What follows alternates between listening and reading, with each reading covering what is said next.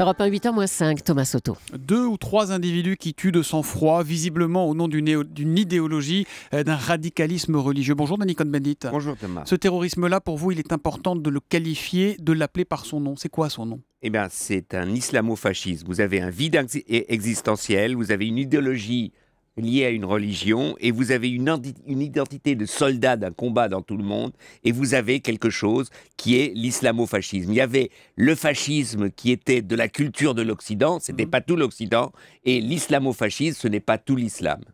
Quand on attaque Charlie Hebdo, on attaque quoi exactement ?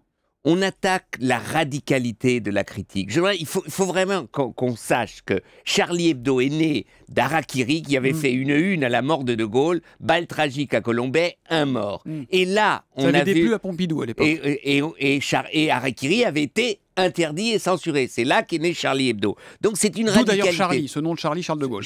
Voilà, exactement. Et là, Charlie, c'est la radicalité anticléricale, antinationaliste, anti-militariste, anti-tout. Et donc, c'est ça qui a été attaqué. Que les fondamentalistes ne supportent pas la liberté. Quand on défend la liberté, il faut défendre la radicalité de Charlie Hebdo, même si des fois, elle peut faire mal à tout le monde. Parmi les 12 morts, les 12 victimes, il y a un garçon que vous connaissiez bien, Danny, et vous teniez à en dire quelques mots ce matin. Ce garçon, c'était Cabu.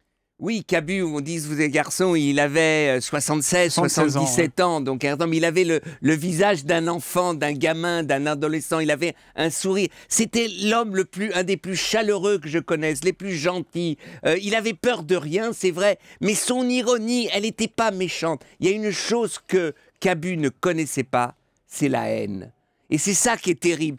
Quand il dessine quelqu'un, quand il vous met un peu, il chambre tout le monde et tout ça, c'est pas par méchanceté, c'est qu'il rêve d'un monde plus gentil, plus doux, etc. Il déteste tout ce qui est horrible.